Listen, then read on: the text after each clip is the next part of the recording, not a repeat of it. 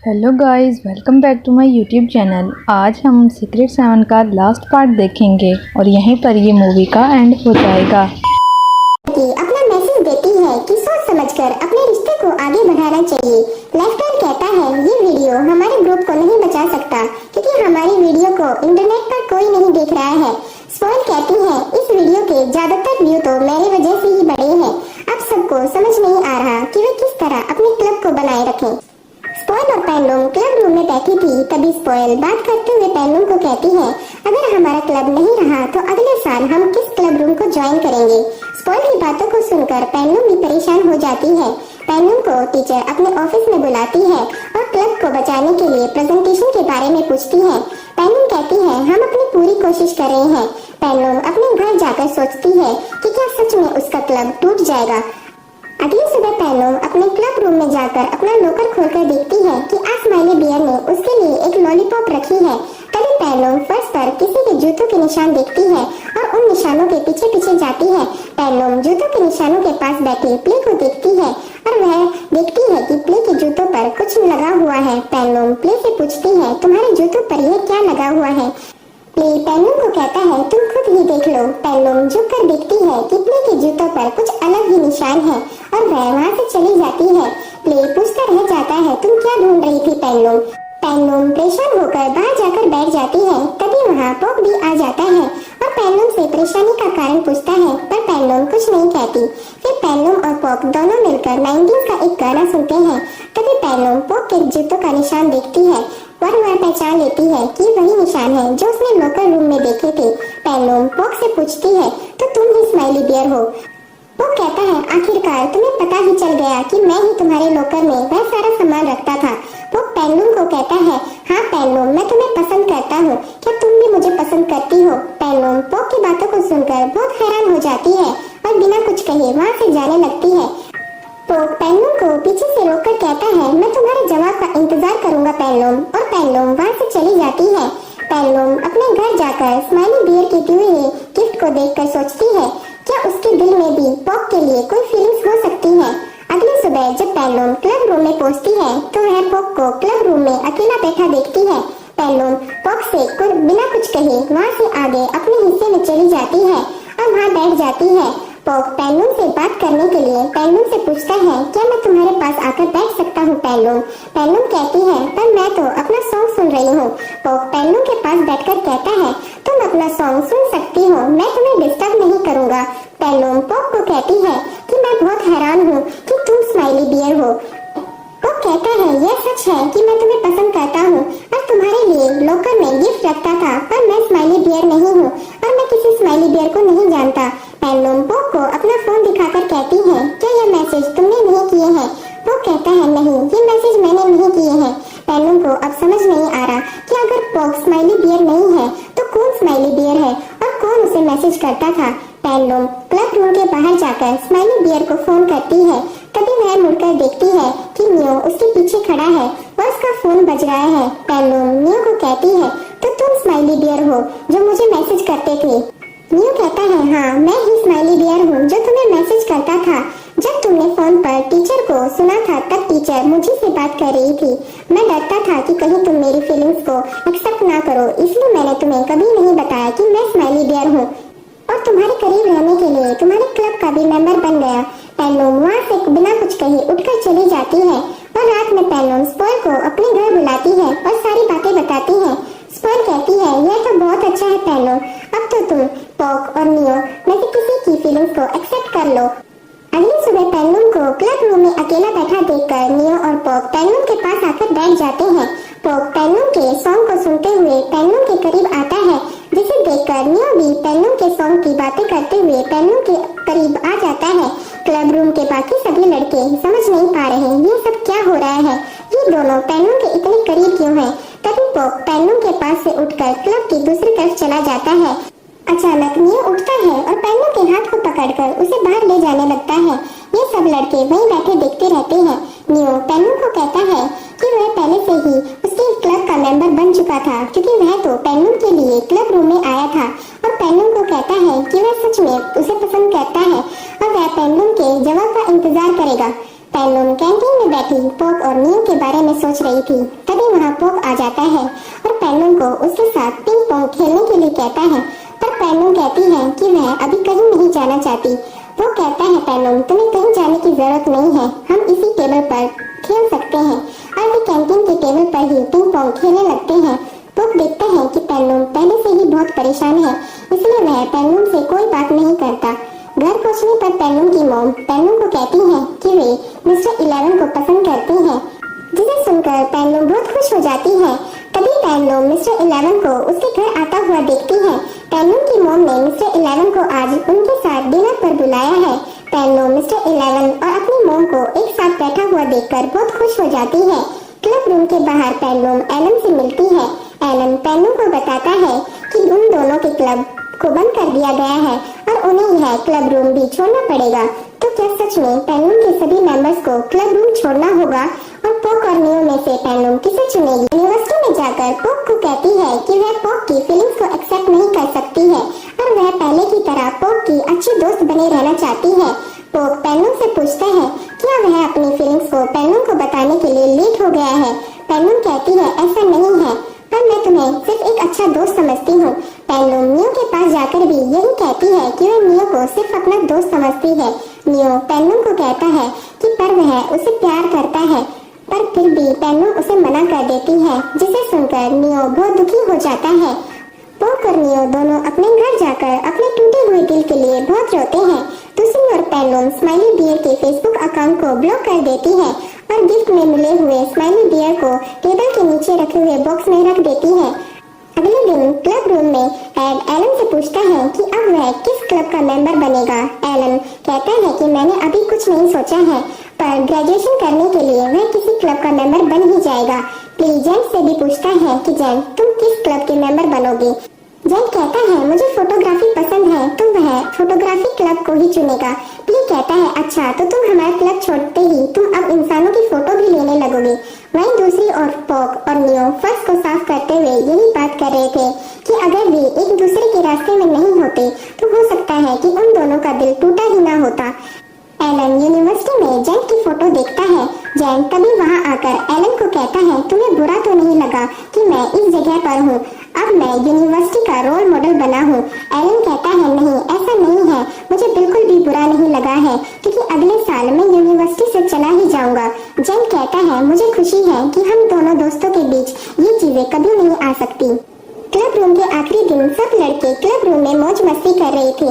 Gent play को एक guitar gift करता है, जिसके लिए प्ले जेंट को थैंक यू कहता है। नियो कहता है चलो हम सब क्लब मेंबर पार्टी करने के लिए चलते हैं, पर तभी लेफ्टर पीछे से कहता है मैं तो तुम्हारे क्लब का मेंबर नहीं हूँ। एरन कहता है तुम हमारे साथ चल सकते हो लेफ्टर, क्योंकि तुम हमारे दोस्त हो। सब लोग मिलकर आखिरी बार क्लब रूम में फोटो लेते हैं। स्पोइल पैनलूम को दुखी देखकर कहती है तुम्हें पता है पैनलूम एनिमल लवर क्लब भी बंद हो गया है। स्पोइल कहती है पर अब हमें कौन से क्लब को ज्वाइन करना चाहिए। पैनलूम बिना कुछ कहे वहीं बैठी रहती है और स्पोइल की बातों को सुनती रहती है। कुछ देर बाद पैनलूम आखिरी बार क्लब रूम को देखने के लिए जाती है और एड भी वहाँ आ जाता है और पैनलूम को कहता है तुम अब भी यहाँ हो, अगर तुम चाहो तो मैं ग्रीस को छोड़ने के बाद तुम्हें भी तुम्हारे घर छोड़ सकता हूँ। पैनलूम कहती है मैं तुम दोनों के बीच तीसरा पहिया नहीं बनना चाहती, तो तुम जा सकते हो एड। एड हंसते हुए वहाँ से चला जाता है। पैनलूम अपने घर में बैठी अपना फोन देख रही थी, तभी लेफ्टर अपनी मॉम को लेकर पैनलूम के घर आ जाता है और पैनलूम लेफ्टर की मॉम को देखकर बहुत खुश हो जाती है और घर में आने के लिए कहती है। लेफ्टर की मॉम पैनलूम को बताती है कि लेफ्टर की अब एक नई गर्लफ्रेंड है। तभी पैनलूम की मॉम लेफ्टर की मॉम की बातों को सुनकर वहाँ आकर कहती है तो सच में लेफ्टर तुम्हारी कोई गर्लफ्रेंड है। लेफ्टर कहता है कि नहीं मैं किसी को पसंद करता हूँ, पर वह अभी तक मेरी गर्लफ्रेंड नहीं बनी है। लेफ्टर की मॉम कहती है पर वह जल्द ही उसकी गर्लफ्रेंड बन जाएगी। लेफ्टर पैनलूम को कहता है कि वह स्पोइल को सच में पसंद करता है और उसे एक दिन अपनी गर्लफ्रेंड बना लेगा। पैनलूम लेफ्टर की बातों को सुनकर कहती है कि मुझे नहीं पता था कि तुम भी इतने रोमांटिक हो सकते हो लेफ्टर। अगली सुबह पैनलूम क्लासरूम में जाने के लिए लिफ्ट का इंतजार कर रही थी और वह लिफ्ट में पोक, नियो और जेंट को देखती है। पोक और नियो की फीलिंग्स को मना करने के बाद उनके सामने जाने में पैनलूम को कुछ अजीब लग रहा था। जैन पेन्नू को कहता है, हमें काफी दिन बाद इस तरह खड़ा होकर बड़ा अलग लग रहा है। पेन्नू कहती है, हाँ, हम काफी दिनों बाद मिल रहे हैं। तभी लिफ्ट खुल जाती है और पेन्नू तुरंत लिफ्ट के बाहर चली जाती है। लेफ्टर, स्पॉइल और पेन्नू को कैंटीन में बैठा हुआ देखकर जेंट भी उनके पास आता है और सबको स्नैक्स देने लगता है, पर पेन्नू स्नैक्स लेने से मना कर देती है। तभी जेंट कहता है कि वह स्नैक्स स्पॉइल के लिए लेकर आया है और सभी स्नैक्स स्पॉइल को दे देता है। लेफ्टर स्पॉइल को कहता है, अगर तुम्हें ये स्नैक्स पसंद है तो स्पॉइल अगली बार मैं तुम्हारे लिए भी ले आऊंगा। स्पॉइल स्नैक्स के लिए जेंट को थैंक यू कहती है और जेंट वहाँ से चला जाता है।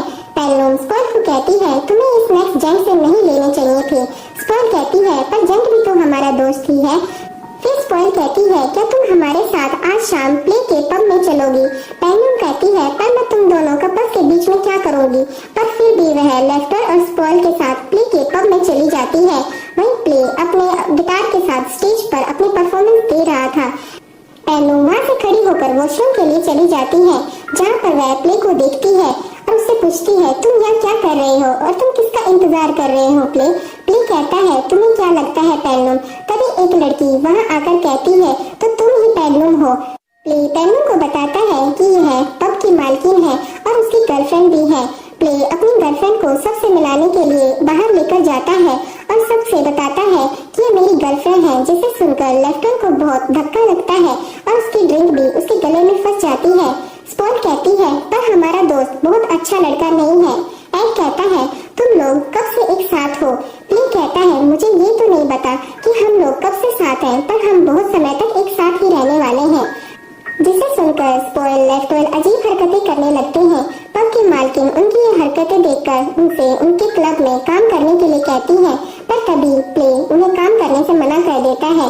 प्ले अपनी गर्लफ्रेंड के कंधे पर सिर रखता है और एड भी उन्हें देखकर ग्रीस के कंधे पर सिर रख लेता है। स्पॉइल भी लेफ्टर को उसके कंधे पर सिर रखने के लिए बोलती है और लेफ्टर भी स्पॉइल के कंधे पर सिर रख लेता है। प्ले स्टेज पर जाकर परफॉर्मेंस देते हुए कहता है कि यह सॉन्ग मेरे दोस्त स्पॉइल और लेफ्टर के लिए है, और गाना खत्म होते ही लेफ्टर अपने घुटनों पर बैठकर स्पॉइल से उसकी गर्लफ्रेंड बनने के लिए कहता है। सब लोग स्पॉइल को हाँ करने के लिए कहते हैं। स्पॉइल भी हाँ कर देती है, जिसे सुनकर सब लोग बहुत खुश हो जाते हैं। पेन्नू स्पॉइल और लेफ्टर के डांस करने की फोटो अपने फोन पर ले लेती है। लेफ्टर एड को कहता है, तुम ग्रीस से कब गर्लफ्रेंड बनने के लिए पूछ रहे हो? एड कहता है, हम दोनों एक दूसरे को अभी और जानना चाहते हैं। प्ले की गर्लफ्रेंड पेन्नू को कहती है कि तुमने प्ले को बहुत बदल दिया है। पेन्नू कहती है, नहीं, मैंने ऐसा कुछ नहीं किया है। वह कहती है, नहीं, जो लड़का सब लड़कियों से फ्लर्ट करता रहता था वह सिर्फ तुम्हारी ही बातें करता है, और उसने मुझ जैसी लड़की को कैसे अपनी गर्लफ्रेंड बना लिया? पेन्नू कहती है, तुम जैसी से तुम्हारा क्या मतलब है? वह अपने एक नकली पैर को पेन्नू को दिखाती है। घर जाने पर पेन्नू अपनी मॉम को देर रात बैठा देखती है। तभी वहाँ मिस्टर 11 आ जाता है। पेन्नू की मॉम बताती है कि मिस्टर 11 आज रात हमारे साथ यहीं रहेंगे। पेन्नू खुश है कि उसकी मॉम भी अपनी जिंदगी बहुत अच्छे से जी रही है। अगले दिन पेन्नू लंच पर स्पॉइल और लेफ्टर को एक साथ देखकर बहुत खुश हो रही थी। यूनिवर्सिटी में पेन्नू अपने पुराने दिनों को याद कर रही थी। तभी एरन कहता है, पेन्नू, वहाँ तुम खड़ी यही सोच रही हो कि यह वह हमारी सीक्रेट जगह है जहाँ पर हम अपनी चाबी रखते थे? पेन्नू कहती है, अगर हमें कभी अपने क्लब रूम में जाना हो तो हम वहाँ कैसे जाएंगे? एरन कहता है, तुम परेशान ना हो, मैं टीचर को कह दूंगा कि हमने हमारी चाबी गुमा दी है। क्लब रूम के सब मेंबर आज रात एक साथ मिलकर पार्टी कर रहे थे। प्ले एलन को कहता है, तुम तो ड्रिंक नहीं करते थे, तो तुम आज ड्रिंक क्यों कर रहे हो? एलन कहता है, ड्रिंक सेहत के लिए अच्छी नहीं है, पर मुझे आज इसका टेस्ट अच्छा लगा, इसलिए मैं ड्रिंक कर रहा हूँ। नियो बताता है कि एलन को स्कॉलरशिप मिली है और वह जल्द ही अब्रोड जाने वाला है, जिसे सुनकर पॉक एलन को कांग्रेचुलेट करता है। तभी जेंट सबको बताता है कि वह भी अब्रोड अपने भाई और पेरेंट्स से मिलने के लिए जा रहा है, जिसे सुनकर पेन्नू परेशान हो जाती है और जेन से पूछती है, अब तुम कब वापस आओगे? जेन कहता है, मुझे 3 महीने तक लग सकते हैं। पॉक कहता है, तो ये तुम दोनों की फेयरवेल पार्टी बन गई है और सब अच्छे से पार्टी करते हैं। वहीं दूसरी ओर नियो और पॉक भी एक साथ बात कर दोबारा से अच्छे दोस्त बन जाते हैं। पेन्नू अकेले बैठी हुई रो रही थी, जिसे देखकर स्पॉइल पेन्नू के पास आती है। पेन्नू स्पॉइल को कहती है कि मुझे पसंद नहीं है कोई मुझे छोड़कर चला जाए। स्पॉइल कहती है, तुम रो मत, एलन और जेंट जल्द ही वापस आ जाएंगे। पर फिर भी पेन्नू जोरों से रोने लगती है। घर पर रात में पैनलूम जेंट की दी हुई डायरी को देखती है और जेंट का मैसेज आता है, अच्छे से सोना पैनलूम। यूनिवर्सिटी में पैनलूम जेंट के बोर्ड के सामने खड़े होकर कहती है, क्या मेरे दिल में तुम्हारे लिए कोई फीलिंग्स है? क्या तुम्हें पसंद करने लगी हूँ? पैनलूम हर समय अपने और जेंट के बारे में ही सोच रही थी। एक दिन जब पैनलूम अपने सॉन्ग सुन रही थी, तभी कोई उसके घर के बाहर आता है। वह देखती है कि उसके घर के बाहर जेंट का बोर्ड रखा हुआ है और उस पर नोट है कि क्या तुम मुझसे कोई और बातें करना चाहती हो। फिर नोट लगा था कि लॉकर रूम में वह लॉकर मैं तुम्हारे लिए लेकर आया था और मैं चाहता था कि तुम मेरे साथ डिनर पर चलो। फिर से एक नोट आता है कि मैं नहीं चाहता था कि तुम बारिश में भीगकर बीमार हो जाओ। फिर से एक नोट लगा था कि मैं नहीं चाहता था कि तुम अकेली जंगल में चली जाओ, मैं भी तुम्हारे साथ चलना चाहता था। फिर एक नोट लगा था कि मैं हमेशा तुम्हारे साथ ढूंढता रहता था पैनलूम। पैनलूम बोर्ड के पीछे लेफ्टर और स्क्वायर को देखकर कहती है, तो ये सब तुम दोनों कर रहे थे? लेफ्टर कहता है, नहीं, ये हम नहीं कर रहे, हम कुछ नहीं जानते। वहाँ पर कार में बैठा हुआ आदमी हमें यह सब करने के लिए कह रहा है। तभी पैनलूम देखती है कि जेंट कार के बाहर आता है। जेंट को देखकर पैनलूम घर के अंदर जाने लगती है। जेंट पैनलूम को रोकते हुए बताता है कि पैनलूम मैं शुरू से तुम्हें पसंद करता था। और पैनलूम भी जेंट को बताती है कि मेरे दिल में भी तुम्हारे लिए फीलिंग्स है। पैनलूम क्लास की प्रेजेंटेशन देते हुए अपने दोस्तों की लाइफ की वीडियो बनाती है, जिसमें लेफ्टर अपने और स्क्वायर के प्यार के बारे में बताता है और यह बताता है कि उसने सिंगिंग छोड़कर अब एक्टिंग में अपना करियर बना लिया है। एलन सबको बताता है कि वह अब्रोड से अपनी आगे की पढ़ाई पूरी कर रहा है और उसने वहाँ पर अपनी एक गर्लफ्रेंड भी बना ली है। एड बताता है कि उसने प्यार में होने के बाद उसने बहुत सी डरों को दूर किया है। पोक बताता है कि बुरा लगता है कि जब उसे कोई रिजेक्शन मिलता है फिर भी वह आगे बढ़ता जाएगा। प्ले बताता है कि जिंदगी किसी एक पर रुकने का नाम है और वह हमेशा उसके साथ रहेगा। रात में घर जाने पर पैनलूम के पास जेंट का मैसेज आता है। तभी वह कुछ आवाजें सुनती है। पैनलूम खिड़की से नीचे देखती है कि कुछ लोग नीचे खड़े पैनलूम के लिए सॉन्ग गा रहे हैं। पैनलूम नीचे आते हुए देखती है कि सब लोगों के साथ जेंट खड़ा हुआ है और उसका इंतजार कर रहा है, जिसे देखकर पैनलूम बहुत खुश हो जाती है। जेंट भी पैनलूम के लिए सॉन्ग गाता है। जेंट पैनलूम को बताता है कि उसने पैनलूम की बातें सुन ली थी जो वह उसकी फोटो के बोर्ड के सामने कह रही थी। तभी उसमें हिम्मत आई कि वह अपने दिल की बातों को पैनलूम को बता सके। पैनलूम जेंट को सुनकर बहुत खुश थी और एक साथ अपनी जिंदगी बिताते हैं। पैनलूम को अपना स्माइली बियर तो नहीं मिला, पर उसे उसका सच्चा प्यार मिल गया।